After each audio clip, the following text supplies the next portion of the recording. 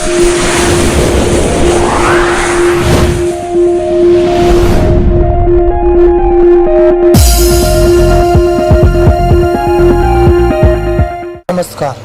आप सभी का बहुत बहुत स्वागत है आपके अपने चैनल फास्ट इंडिया न्यूज़ में। चलिए आज मुलाकात करते हैं ग्राम प्रधान प्रत्याशियों से कि वो जीतने के बाद अपने गांव में किस तरह कराएंगे विकास कार्य। चलिए मुलाकात करते हैं ग्राम प्रधान प्रत्याशियों से। जी, क्या नाम है आपका? मेरा नाम सुरेश राजपूत है। जी, किस गांव से प्रत्याशी है? मैं ग्राम पनौली कला से प्रत्याशी हूँ। पूर्व में भी प्रधानपति सुरेश राजपूत रहा हूँ।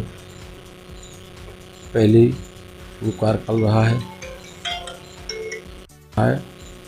उसमें काफ़ी अच्छे काम किए हैं। सारी सड़कें, नाली, रोड, हैंडपम्प, गौशाला, जितने गांव के जो कार्य होते हैं विकास के, बहुत बेहतर ढंग से हुई, जो कि हमारे गांव की ग्राम पंचायत के सारे लोग बहुत खुश हैं। जबकि हमारा गांव इतना खुश है कि अगल बगल के गांव में आदमी परेशान रहते थे। हमारे गांव में जो अन्ना जानवर छुट्टे फिरते थे तो कोई अन्ना जानवर छुट्टा नहीं फिरा, जिससे किसान की कोई बेचैनी नहीं हुई। किसान घर पर सोए, जबकि अन्य गाँव में आदमी खेत पर पड़े रहते हैं, वो खेती करने को परेशान होते हैं। तो मैंने वो व्यवस्था बनाई, कोई भी किसान परेशान नहीं रहा। सारे किसान बल्कि गायों से परेशान नहीं हुआ। और जो जैविक खेती बताई गई थी उसमें भी कई लोगों ने भाग लिया और हमारे किसान बहुत पनौली की खुशहाल रहे। सबसे बड़ी दुख की बात ये रहती है कि किसान ने खाद भी लगाया, सब कुछ लगाया, और बेचारा वो किसान शाम को खाना खाने गया, लौट के आया जो उसका खेत सड़ गया। इसलिए गांव के लोगों को और तो विकास ठीक है, गांव का लोग सबसे ज़्यादा उसकी फसल पर निर्भर रहता है। अगर उसकी फसल बचा ली आपने तो वजह लगता है कि देश बच गया मेरा, और अगर फसल नहीं बची तो वो सब उजड़ गया है। तो उसकी तो फसल ही सब कुछ है, उसी से रोटी चलती है। तो मेरे गांव में किसी व्यक्ति से पूछ लो, सारा गांव फसल रखाने में पूरा समर्थन रहा। एक गाय एक किसान का दूल्हा उठाया, जो कि हमारे मोदी जी, योगी जी ने जो संदेश दिया है वो ग्राम प्रधान उनके संदेश के अनुसार काम किया है। अब आगे चाहता हूँ, आगे ऐसा काम करना चाहता हूँ। मोदी जी व योगी जी के संदर्भ में इस पनौली को आदर्श गांव बनाया जाएगा। स्वास्थ्य की व्यवस्था, शिक्षा की व्यवस्था, सारी व्यवस्था बनाई जाएंगी। नारी सम्मान व्यवस्था। मेरे 5 साल के कार्यकाल में, जबकि पनौली पहले बहुत क्रामीण गांव रहा है, 5 साल के अंदर कोई मेरे गांव में क्राइम नहीं हुआ है, कोई भी धरपकड़, कोई मारपीट नहीं हुई है। इसके पहले कई 5 वर्ष के पहले कई मर्डर, कई लूट हुई हैं, लेकिन इस 5 वर्ष के अंदर मेरी ग्राम पंचायत है 5 साल में कोई भी क्राइम एक भी नहीं बता सकता है कि एक भी क्राइम हुआ है। इसलिए मेरी जनता काफ़ी खुश है, वो खुशहाल है। और अगर मेरी जनता खुशहाल है, मैंने सही काम किया, तो मेरे साथ बस आशीर्वाद प्राप्त रहेगा, तो मैं उनके साथ हूँ। जय हिंद, जय भारत। बहुत बहुत धन्यवाद। देवेंद्र सिंह, किस गांव से प्रत्याशी हैं आप? सार महुआ कलौता। आपका चुनाव चिन्ह क्या मिला है? अनाज ओसाता हुआ किसान। क्या? अनाज ओसाता हुआ किसान। अच्छा, तो आपके मन में प्रधानी का चुनाव लड़ने का ख्याल क्यों आया? मेरे मन में प्रधानी का चुनाव लड़ने का ख्याल इसलिए आया कि जो हमारे गांव के पूर्व प्रधान रह चुके हैं, उनके द्वारा जो काम नहीं कराए गए हैं या किसी और को सुविधा नहीं मिली है, तो मैं उनको देखूं, इसलिए मैंने अपना प्रधानी के चुनाव लड़ने का मन बनाया। अगर आप प्रधानी का चुनाव जीतते हैं तो आप किस प्रकार जनता के लिए विकास कार्य कराएंगे?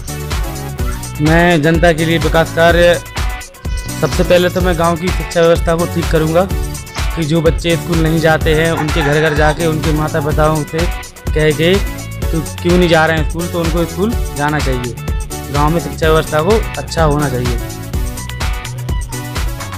हमारे गांव में जो नालियां वगैरह हैं वो साफ़ सफाई पर पूर्ण ध्यान दूंगा, इसलिए कि गांव में गंदगी ज़्यादा हो रही है।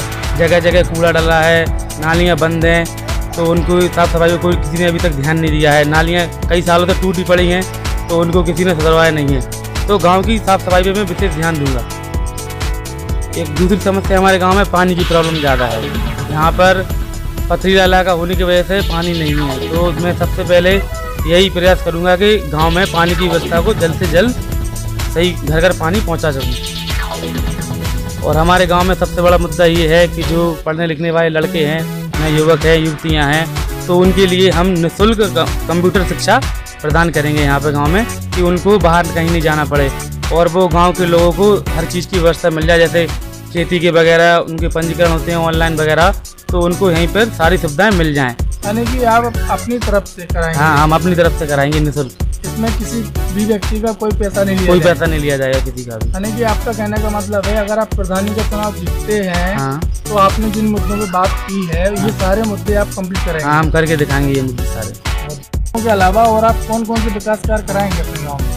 हम सबसे पहले तो गांव में जो हमारे पूर्व प्रधान थे, तो उनका कार्यकाल था, उनके टाइम पे जो योगी जी ने शौचालय की सुविधा मिली जो सरकार से, तो कुछ घरों में बनी, कुछ घरों में वो रह गई हैं। तो मैं सबसे पहले यही अपना सोचूंगा कि सबसे पहले हर घर में शौचालय की व्यवस्था पूरी हो, कि अब कोई गांव की माता बहन या बेटी बहू बाहर ना जाए। तो सब यही मुद्दा मेरा रहेगा कि जो सरकार की तरफ से आया था हर घर शौचालय, तो वो मैं उसको पूर्ण करा सकूँ। किस गाँव से प्रत्याशी हैं? ग्राम बुढ़पुरा। आपके मन में प्रधानी का चुनाव लड़ने का ख्याल क्यों आया? हमारे पूर्व प्रधान ने जो कार्य कुछ अधूरे छोड़े उनको पूर्ण करने के हिसाब से मेरे मन में ख्याल आया। चुनाव जीतते हैं तो आप गांव में किस प्रकार से विकास कराएंगे? शिक्षा, साफ सफाई और रोजगार, ये काम अपने को करो। पानी की व्यवस्था, क्या व्यवस्था कराएंगे?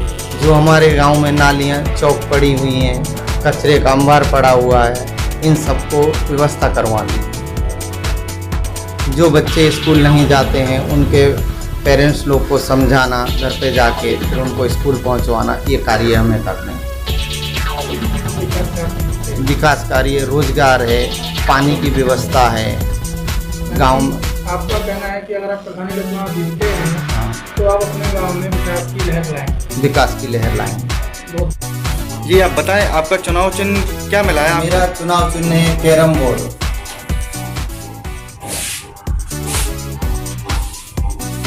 ये क्या संदेश देना चाहेंगे? गाँव की जनता के लिए सभी को हाथ जोड़ के नमन करता हूँ कि मैं कोई भी कार्य करूँ उसमें मेरे सहभागी बने और सभी काम में मदद करें मेरी।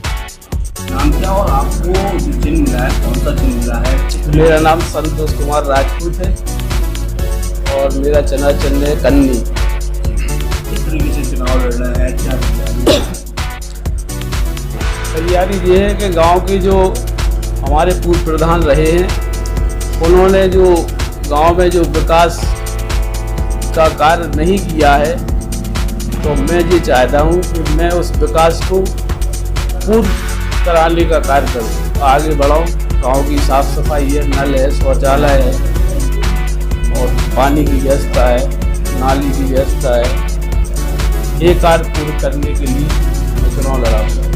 कई लगातार आपके गाँव में पानी की समस्या रही है, इसके लिए क्या प्रयास अभी तक किया है? लॉकडाउन में जो लॉकडाउन हुआ था तो आपने किस तरीके से लोगों की मदद की? लॉकडाउन में गरीब लोगों को सैनिटाइजर की व्यवस्थाएं भी की गई हैं और ऐसे लोग थे जिनके पास सब्जी और खाने के लिए व्यवस्था नहीं थी, तो उनको भी जो भी व्यवस्था थी उनको भी पहुंचाई गई है। तो लगातार आप समाज सेवा कर रहे हो। हाँ, यानी लॉकडाउन में लोगों की आपने मदद की है, तो आप जनता से क्या कहें? जनता से यही है कि अगर आप कहने का मतलब गांव का विकास और गांव की साफ सफाई और गांव की जो गांव में कहने का मतलब अच्छे कार्य नहीं हो रहे हैं, जो गरीबों को फायदाएं हैं पंचायत की वो नहीं पहुंच रही है, मैं उनको गरीबों तक फ़ायदा पहुंचाऊँ।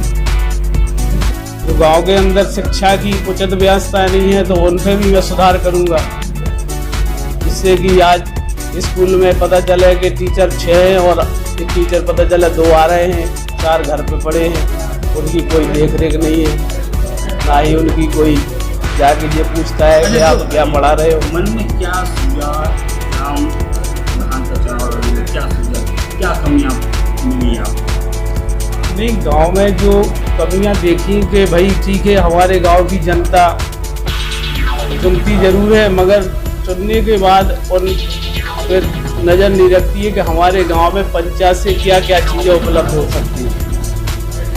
और चुनने के बाद हमारे जो प्रधान जी हैं वो पता चले कि जनता की तरफ देखते ही नहीं है।